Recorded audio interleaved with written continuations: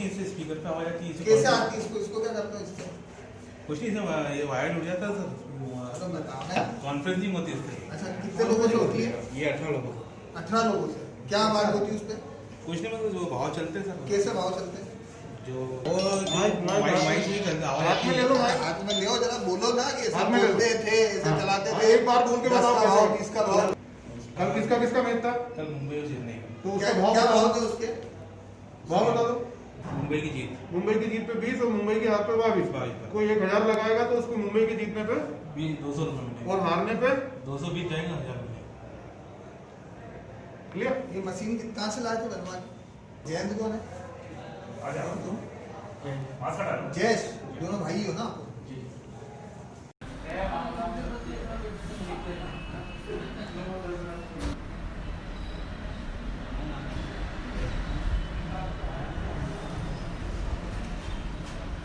निरंजनपुर क्षेत्र में एक फ्लैट में सट्टा चल रहा है। तो इस सूचना पर करीब 10 दिन से टीम लगी हुई थी और उसकी पुष्टि की जा रही थी और गोपनीय जानकारी निकाली जा रही थी।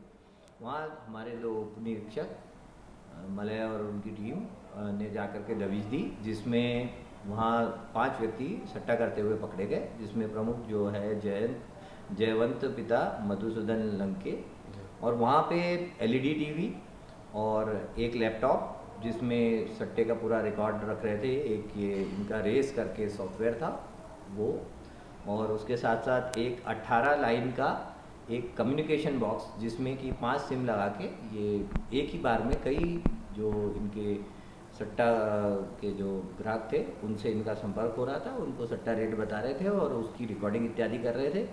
और इसके साथ साथ काफ़ी जो इनका रिकॉर्ड है, चेक बुक और कुल करीब 40 मोबाइल और हिसाब रखने का एक जो रजिस्टर और डायरी इत्यादि और 2 लैपटॉप भी वहाँ से बरामद हुए।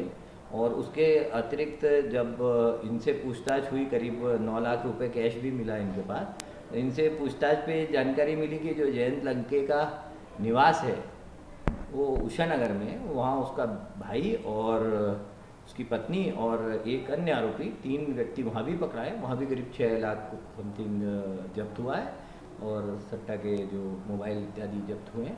इस प्रकार कुल 15,19,000 करीब के कैश और ये सभी उपकरण जब्त करने में सफलता मिली है। पुलिस द्वारा इसमें कारगर कार्रवाई की गई है, अपराध पंजीबद्ध किया गया है और आरोपियों से लगातार पूछताछ की जा रही है। सर, हिसाब कितने का होगा और ये किस तरह से ऑपरेट करते थे? ये हिसाब तो काफ़ी बड़ी मतलब बड़ी अमाउंट का होना चाहिए, क्योंकि इसमें जो इनका जो अकाउंट है उस अकाउंट में भी जो एक रेस करके सॉफ्टवेयर से जो चल रहा है उसमें भी करीब इनके द्वारा बताया गया है कि 150 से 200 लोगों को कोड नेम दे करके उनका रिकॉर्ड रखा गया है। उन्होंने जो भी सट्टा ट्रेडिंग की है उसका इन्होंने बड़ा सिस्टमेटिक रिकॉर्ड बनाया है। तो वो निश्चित तौर पे हम विवेचना के दौरान उसका परीक्षण करेंगे। मोटा मोटा सर करोड़?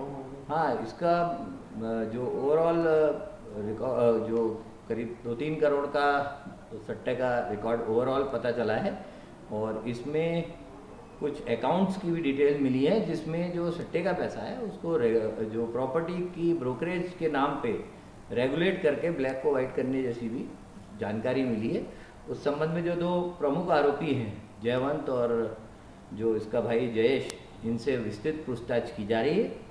और इसके अतिरिक्त जो एक आईडी का कार्य करते थे उसमें कुछ जी एक्सचेंज, लोटस, मारियो और फाइन एक्सचेंज, इस तरह से कुछ वेबसाइट और उनका जानकारी मिली है, जिसके आईडी पासवर्ड भी ये लोग किराए पे देते थे अथवा हारने वाले व्यक्ति के कुछ परसेंटेज 3% का, उसमें से हारने वाले व्यक्ति की जो राशि होती है उसमें से पैसे भी लेते थे।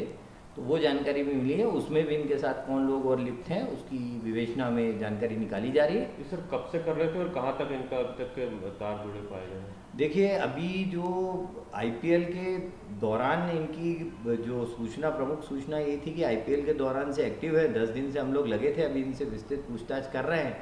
इसके अलावा जो इनकी जो साइट्स मिली हैं उसमें तो काउंटी क्रिकेट के मैचेस की भी डिटेल्स लिखी हुई हैं, तो उससे थोड़ा सा पुष्टि की जाएगी कि उस समय भी काउंटी क्रिकेट में भी कर रहे थे अथवा नहीं कर रहे थे। और आसपास के कुछ राज्यों से इनके संपर्क स्थापित होना पाए गए हैं, उसमें जिन लोगों से इनके संपर्क थे आईडी के संबंध में या फिर अन्य सट्टा की गतिविधि में, उसकी और बारीकी से जानकारी निकाली जाएगी।